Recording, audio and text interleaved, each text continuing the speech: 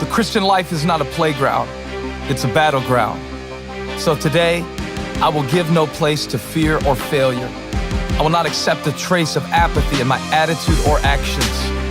I will reject complacency and embrace the greatness that God has planted inside of me. I will waste no opportunity to glorify God and maximize everything He has entrusted to me. I will fight. My battle is not against flesh and blood, but against a spiritual enemy who opposes me.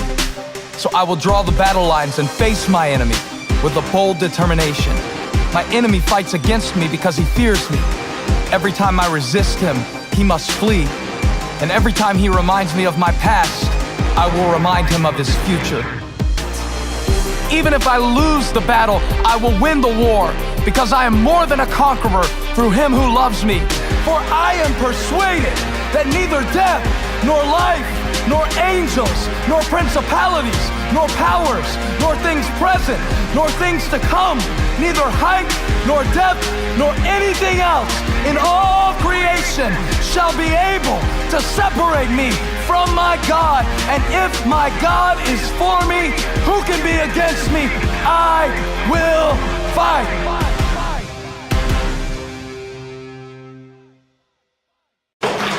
We're in our last week of Joshua, and I'm going to miss that bumper video. When I turn my seat, I'm like, yeah, I'm going to go do something, and then usually end up sitting on the couch watching the parties, eating ice cream. But I still have that feeling for a moment after watching that. Hey, it's good to be with you guys here today. Like I said, we're going to wrap up Joshua. We're going to go to Joshua 5 into Joshua 6, the conquest of Jericho, and walk through that a little bit. But I want to start by sharing a little story with you from way back when in my high school days. You see, I went to an all-male Catholic military high school in Savannah, Georgia. And so right there, you know that there's a lot of neurotic stuff swirling around in here, because nobody can survive that without some kind of junk swirling around in your head. But here's the deal. It was called Benedictine Military School, and it was run by Benedictine monks. And if you're not familiar with Benedictine monks, it's the order of Saint Benedict in the Catholic Church. Everything you need to know about Benedictine monks I can sum up in one statement. They ran our high school, but they also owned Rolling Rock Brewery. So that's what it looked like for them. But the goal of everything in our high school was radical obedience. They just demanded that you be obedient. And for us, there were some really specific rules about everything.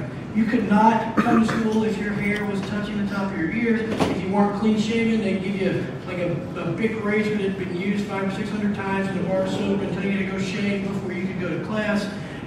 You had to have the brass on your uniform polished every day. You had to have your shoes shined every day. They even have you guys done military service?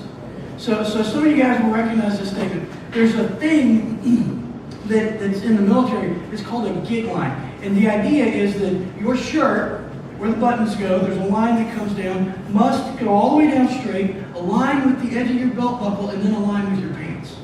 And so you're walking around, if that, your buckle gets twisted a little bit, or your shirt gets, you need to straighten your gauge line, straighten your gauge. If you got told that too many times, you get a detention. And so all these things were there to just say, hey, you're going to be obedient. You're going to be obedient. Every statement, every answer had sir or ma'am included in it, and you did not question anything that you were told to do. And so now, as you can imagine, in a place like this, there's consequences for disobedience, right? You do anything that's not obedient, good or bad, it's not relevant. It's about obedience. And if you do something that's not obedience, then you get in trouble. Well, at my school, if you got a detention, you had to stay after school. It was usually Wednesday, so Wednesday afternoon was detention day. And they would give you an old M1 rifle from like World War II Korean era, before they came out with automatic weapons. And these weapons weighed like 11 pounds. And they give it to you, and you take it, and you hold it like this, and then you start walking for an hour. And you do laps around the plaza with your weapon at port arms. And occasionally they would say, oh, over your head, or double time, quick time, and you take off and you're running with this thing. So it takes like 45 seconds for your arms to feel like they're about to fall off. But it was a very good deterrent to keep you from being disobedient again, at least for another week, because you want to get past next Wednesday without having to do this. And so occasionally what would happen is you did something that was a little worse than normal. It wasn't your average, I was late to class, or I was talking when I shouldn't have been, or something along those lines. And when that happened, you would get what's called a Saturday detention. And so a Saturday detention started at 8 o'clock, it went 4 hours, you ended at noon, and you had to do stuff around the campus. Now, I gotta be honest, I did a few of those at different times throughout those 4 years. But there was one particular Saturday I got in trouble, and I had to do a Saturday detention. I got there around 8 o'clock, and it was springtime, and it was supposed to get warm that day, so it's humid around here, everybody says. I took some friends from St. Louis to Savannah a couple weeks ago, and they said they'll never complain about the humidity again. When the dew point is like 3 degrees below the actual temperature, it's humid. And that's kind of where we lived in the springtime. So you knew that it was going to be a hot, bad day. And I showed up, and you knew you're going to be outside when you do a Saturday. There's work on campus, and you got to do it, and it's outside. No matter what the weather is, you're working outside. So I show up, and Father David, our headmaster, goes, "Hey, come here, I got something for you." And he pulls out, and he hands me this. And says, "Here you go. Take it over there. There's a pile of dirt over there. And what I need you to do is take that pile of dirt, and it needs to be over there by that building about 40 yards away." And so I'm like, okay, well, let me ask you a question. If I get this done, can I leave early? And he goes, maybe, you might be able to. So I immediately jump on him, and I am just going to town. I'm like a mole on speed and caffeine and sugar, just shoveling this stuff, moving it, dropping it off, and I'm going and going and going, and furious activity for like 2 hours. And I get done. And I go and I bang on the priory door where all the priests are. "Father David, come outside, I'm done. Come look at it." And he comes walking outside, and he's standing there, and I'm proud of myself. And I did this, it only took me 2 hours. I got most of my day back. It's not even too hot yet. And he looks, and he looked at the wheelbarrow that's empty, and he looks at the pile of dirt where it's at, and he looks back over at the pile of dirt where it was, and then this look came on his face. And I knew I was in trouble, because his look wasn't a look of the same joy that I had that I was finished. It was a little different than my look.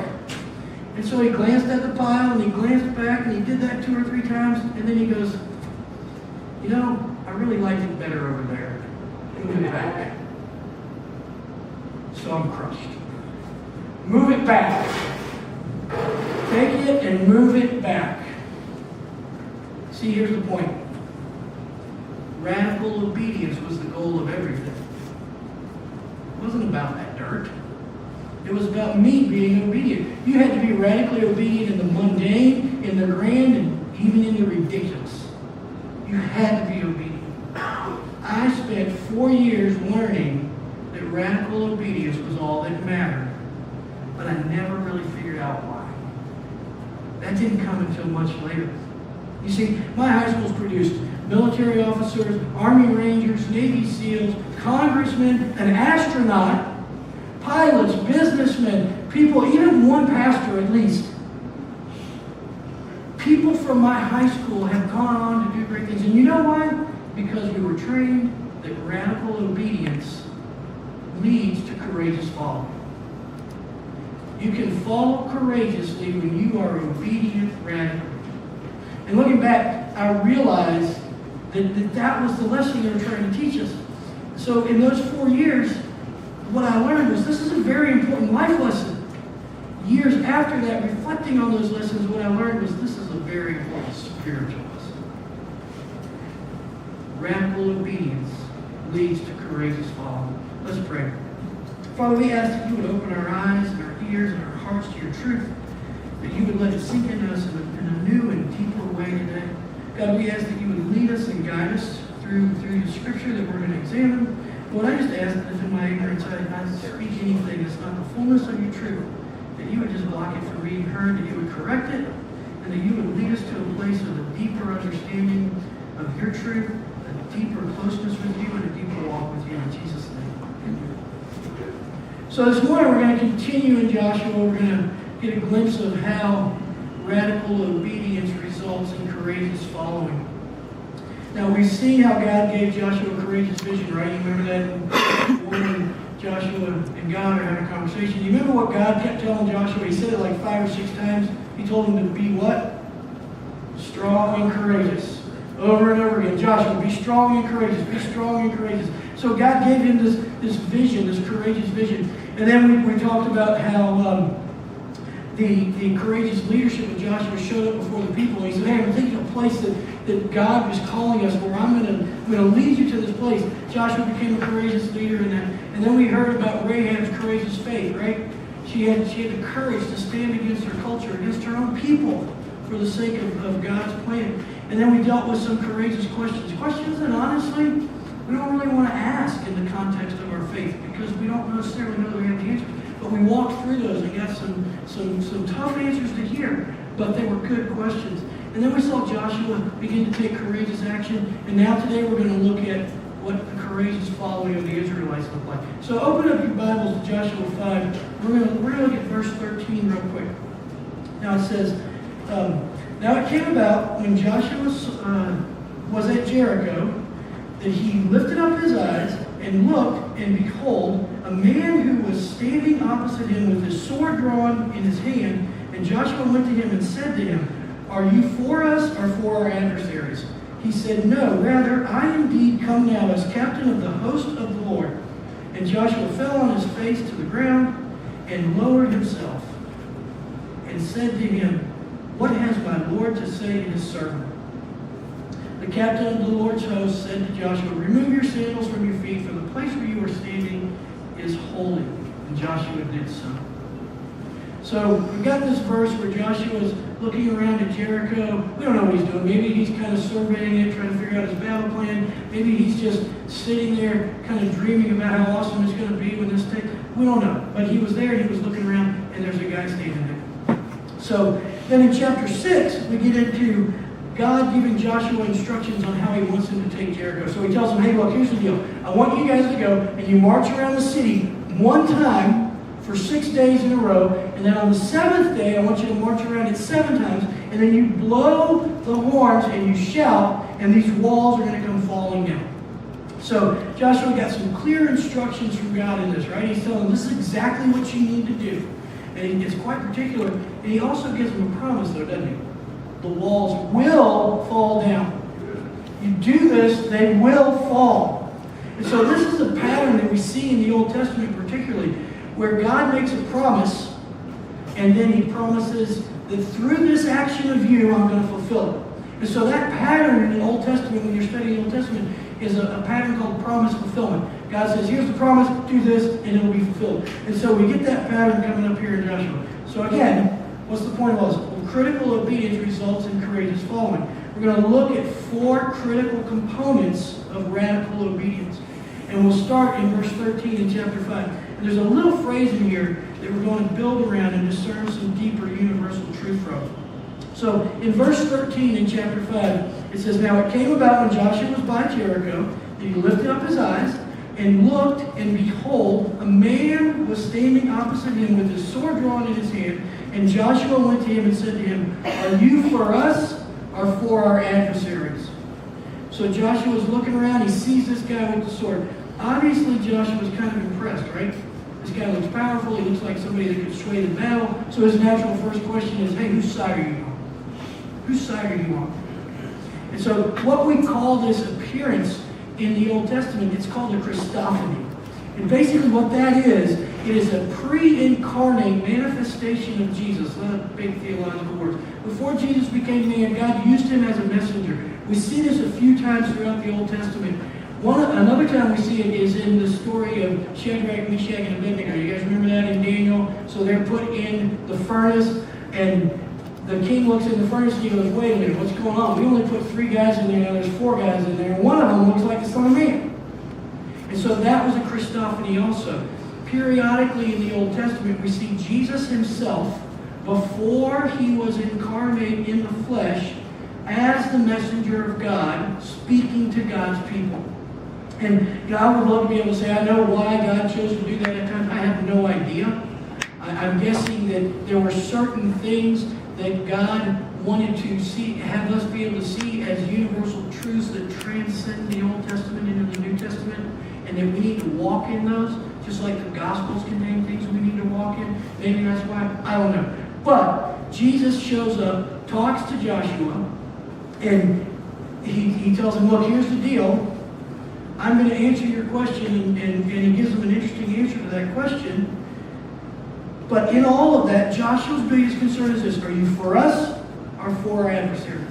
So the logical question then is that whose side are you on? We can appreciate that, right? You can understand that this might be important to know because this guy looks like somebody you don't want to mess with. So we need to know whose side he's on. Well, the answer is great. So right after that it says, he said, no, rather, I indeed come now as captain of the host of the Lord.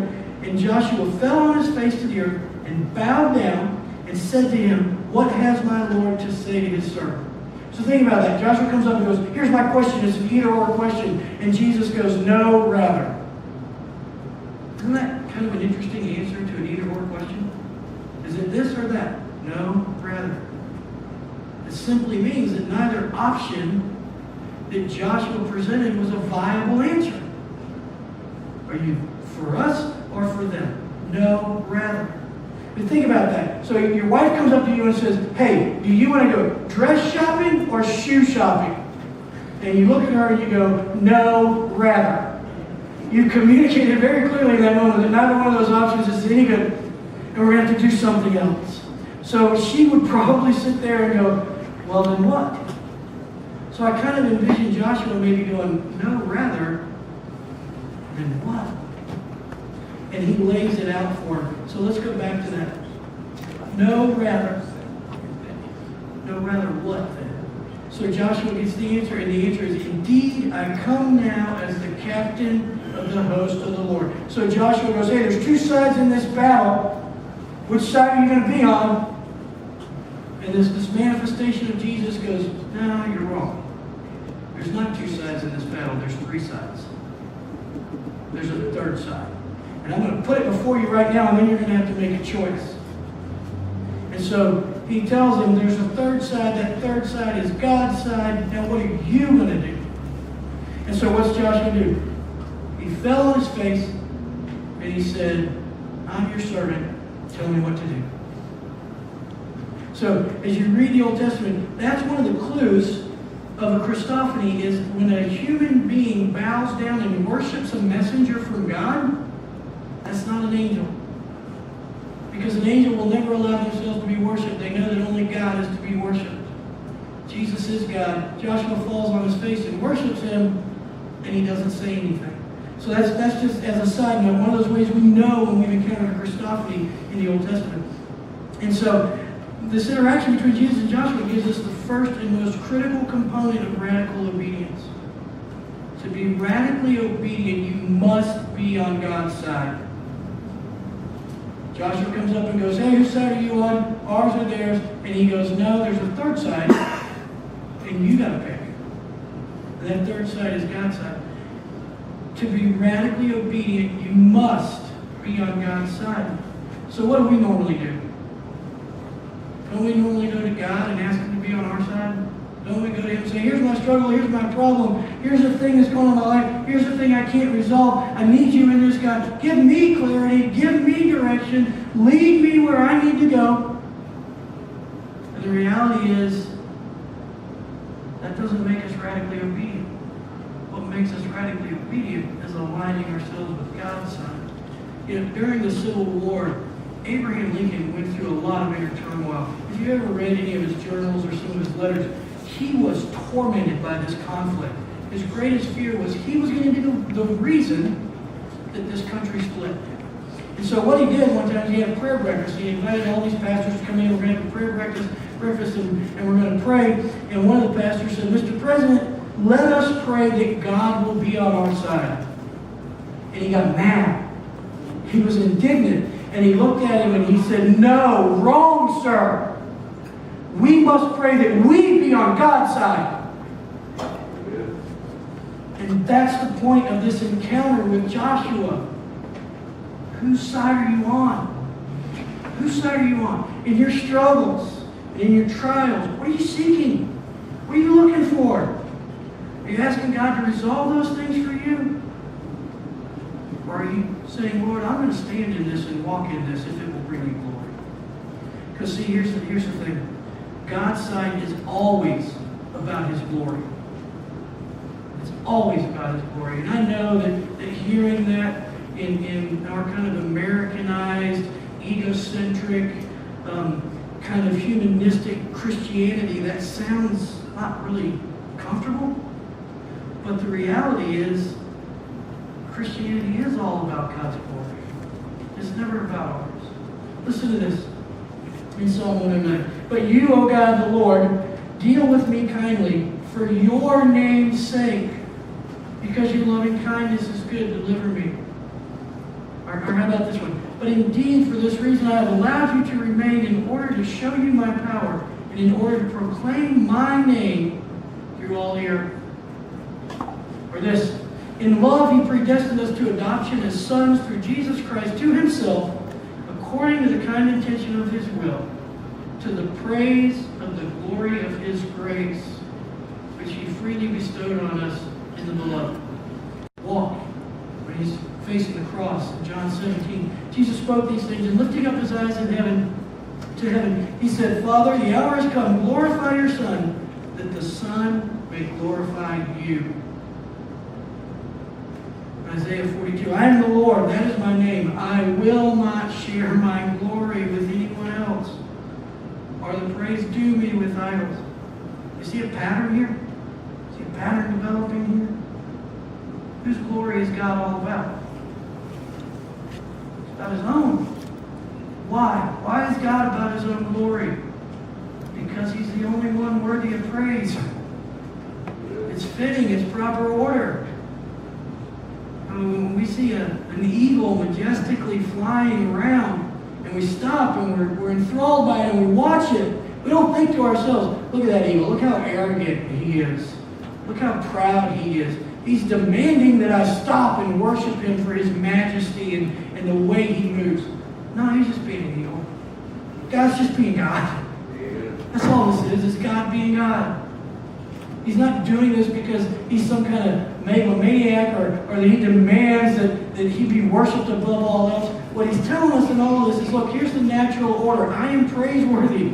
Just is what it is. And you know what's funny to me? A lot of people will say, well, I can't follow a God that's going to demand that I praise Him. Really? I saw you screaming your head off and dancing in the aisle when you ought to get a home run. You got no problem worshiping Him.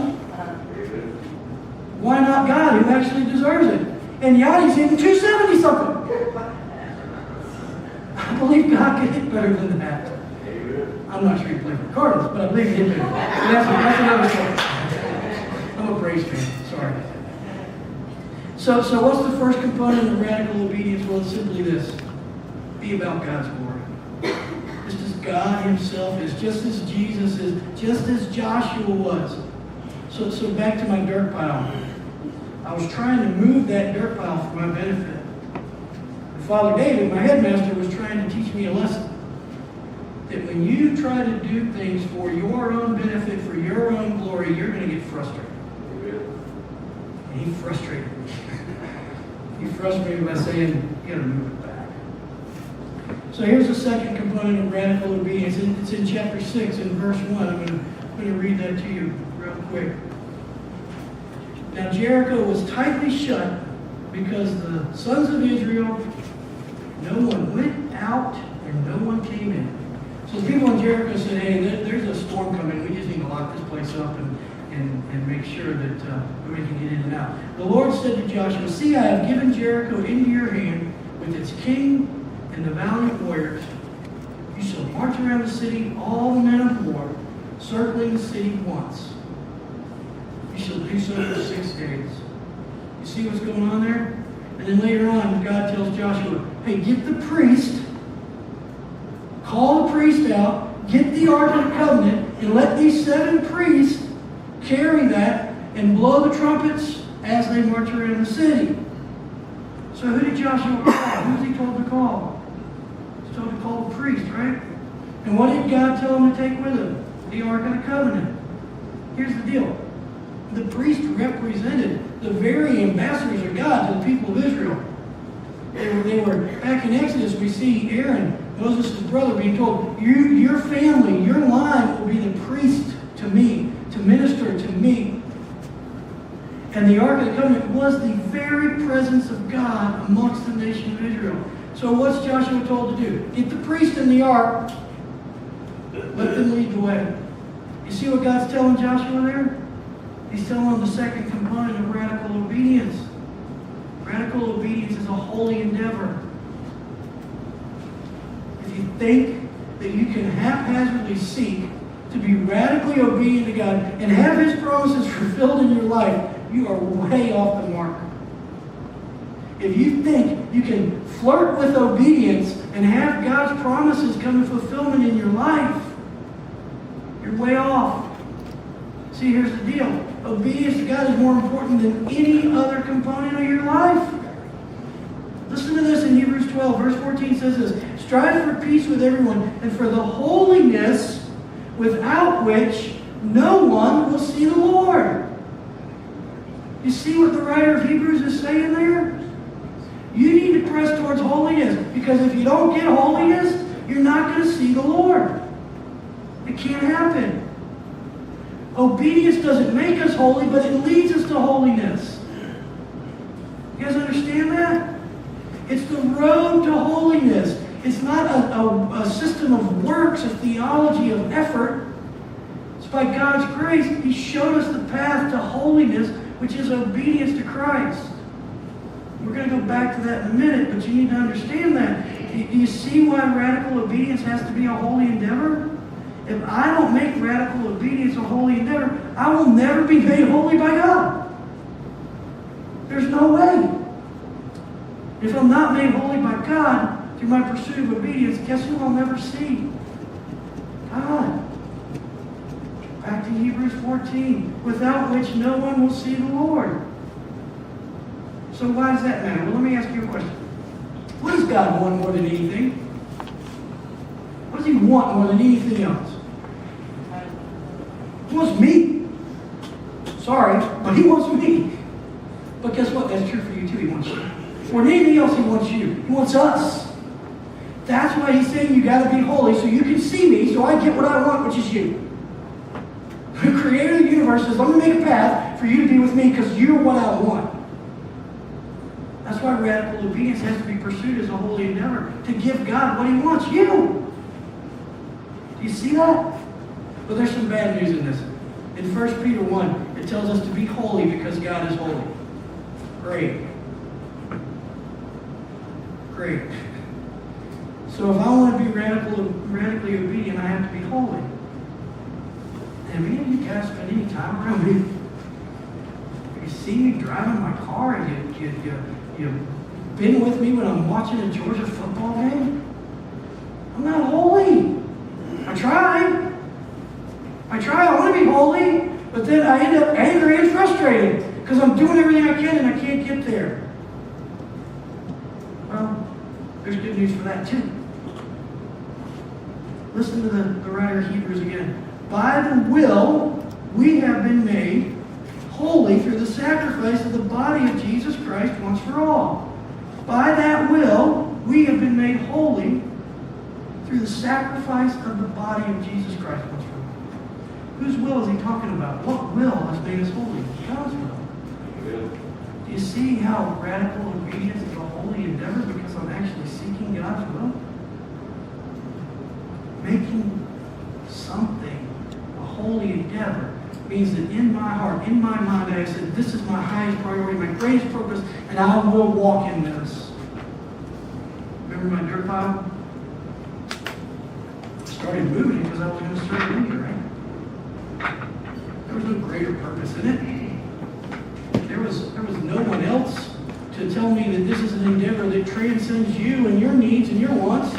It was simply me.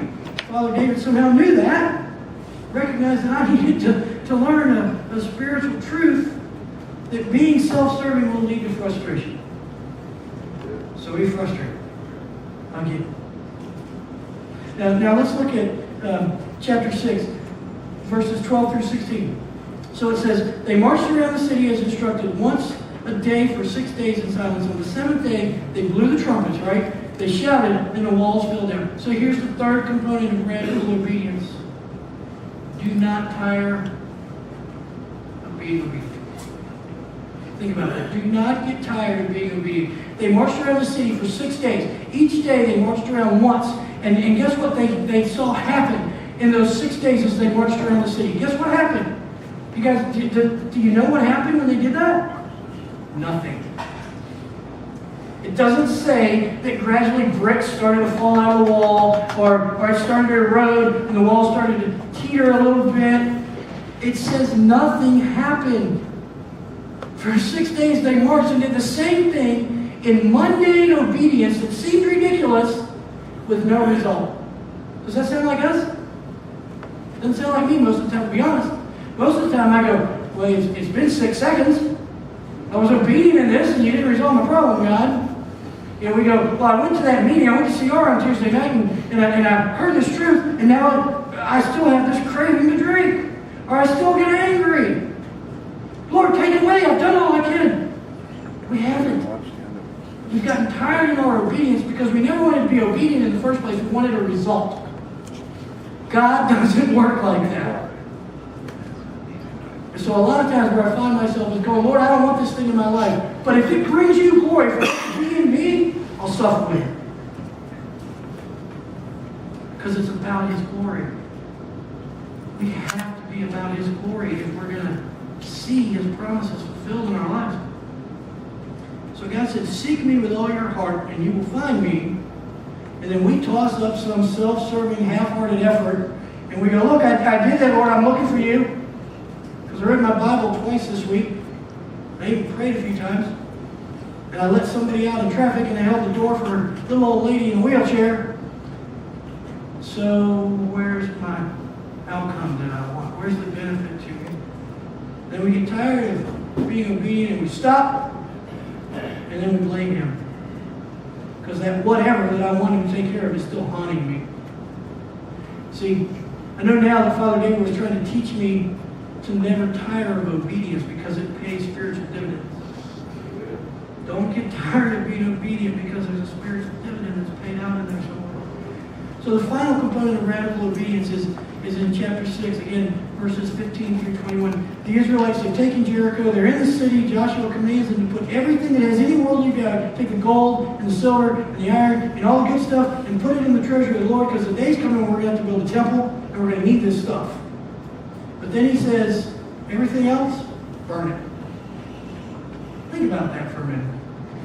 If you've been wandering around a desert for 40 years living in a tent, do you think you could find some stuff that would be useful to you in a city that had been inhabited for centuries? I think you could. It was just a new pair of sandals. Maybe a robe. Maybe food. But God told them to burn it all. Burn it all. Why would He do that? Because the final component of radical obedience is this. To be radically obedient, you have to remove every obstacle to your obedience. Whatever is an obstacle between you and obedience to God has to be burned up. Whether it's stuff, or relationships, or emotions, or your past, or your fears, or even your sinful desires, you must burn that up if you're going to be radically obedient to God. What is it for you? What is the thing that's there that needs to be burned up? Is it your past? It's some hurt from your past, or some hang-up from your childhood, or maybe some habit that's so ingrained in you that you just can't find a way to overcome it? Is it your personal goals? Is it your selfish definition of success? What is it? We all have something. You got to burn it up. You just got to burn it up. Hey, does anybody, I know on a day when it's supposed to be 90, this is a stupid question, but does anybody have a wood-burning fireplace? Still good. Some of us have it sold out to those gas logs. I love it. We've got one, and I love the smell, and I love having to put logs on the fire and things. But I got to be honest, I am not the best fire starter. I look at the news, and I see these times when there's like wildfires in California and Florida and stuff, and I think to myself, okay, so a bolt of lightning can strike and burn 1.5 million acres, and I can't get this one log burning in my fireplace with kindling and fat lighter and sometimes even lighter fluid. I don't understand it. So I have to put a lot of effort into it. Sometimes I'll go and I'll even get the hair dryer and I'll plug it in next to the fireplace and then just turn it on high. When you get that little ember going and you get all these flames, and finally it gets going. It is hard for me to get something burning. It's hard. It's the same way with the stuff I need to burn in my life. I gotta tend that fire, I gotta fan that flame. Listen to this. It's what Paul told Timothy in 2 Timothy chapter 1, verse 6. For this reason I remind you, fan into flame the gift of God which is in you through the laying on of my hands. When we're burning away our obstacles to obedience, we have to fan the flame. That's our job. How do I fan that flame? I stay in God's presence. I seek Him. I desire Him above all else. I live into His truth rather than what the culture tells me. It's my job to fan that flame. We should be fanning that flame as if our very soul depended on it. You know why? Because it does. It does. What did James talk about? He said, hey, look, when you get distracted by your lust and you pursue that and you walk into sin, it will lead to death. If I don't burn this stuff out of my heart and my mind, I am in danger of sliding on that spot of spiritual death.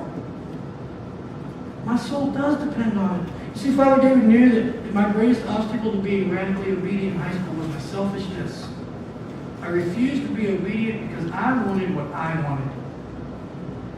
That can have severe spiritual consequences. I had to learn to be obedient in greater matters to the greatest authority. It was never about the dirt. He handed me a shovel and said, here, be obedient. Move this dirt. But it wasn't really about the dirt. Listen to this. The Message translation of Genesis 2:4. I love this translation. God formed man out of dirt from the ground and blew into his nostrils the breath of life. The man came alive, a living soul. It has never been about the dirt. It's never been about it. So look at the end of chapter 6, when we get to verse 27. It says this, so the Lord was with Joshua, and his fame was in all the land. What's the ultimate outcome of Joshua's radical obedience? Well, through his radical obedience, Joshua walked with God in his life, and he became famous in all the land. What does that mean? It means that Joshua found through obedience the deepest human needs that we all share. A need for security, a need for significance, a need for satisfaction. And he found those needs being met by God through his obedience. 1 Peter 5:6 says this, therefore humble yourselves under the mighty hand of God, that he may exalt you at the proper time, casting all your anxiety on him because he cares. Isn't that a great thought? Humble yourself under the mighty hand of God, that he may exalt you at all times, casting all of your anxieties on him. Why? Because he cares for you. Because he cares for you. Now here's where I end up. I look at this and I go, okay, radical obedience. There's a lot of stuff in here. What am I supposed to do? There's a lot of stuff in here. Well, fortunately, Jesus answered that question for us. Because he told us exactly where radical obedience starts. In Matthew 22, they came to him and said, hey, what's the greatest commandment? What's the most important thing we have to do? Listen to what he said. And he said to him, you shall love the Lord your God with all your heart, with all your soul, and with all your mind. It's a pretty simple starting point, isn't it? The greatest commandment demands I do nothing with effort, but everything with my mind and my heart. Think about that. The greatest commandment doesn't say go out and do this and do this and do this. It simply says align your heart and your mind and your soul, every fiber of your being, align that with a love for God. How hard is it to love something? Look at our culture. We love all kinds of stuff. And we do it very easily. Radical obedience starts with this. We look around our world and we say, what are the things I love more than God? I'm going to burn them up. They're gone. And I'm going to walk in obedience to the greatest commandment. Will you pray with me? Hey, if you're still watching, we just want to thank you for coming by and just watching this message. And I just want to share real fast the reason why Harvester does this is because we believe that people need to hear about the Lord Jesus. It is our mission to lead people to find and follow Him. And so I just want to encourage you, if you have not received Jesus in your life ever, I just want you to listen to these words in John 3:16. It says, "For God so loved the world that He gave His only Son, that whoever believes in Him should not perish but have eternal life. For God did not send His Son into the world to condemn the world, but in order that the world might be saved through Him." So if you have never received Jesus into your life, I encourage you, investigate. Take some time. This is the most important decision that you could ever make. And so what we're going to do is we're going to show you right here at the bottom of the screen just our website. You can always go to harvesterchristian.org and find out a little more about our church. And if you don't live locally, then I just invite you, find a church that you call home, that believes in the Bible as the Word of God, and just start worshiping, start learning more about who our Lord is. I hope you have a great day, and thanks for watching.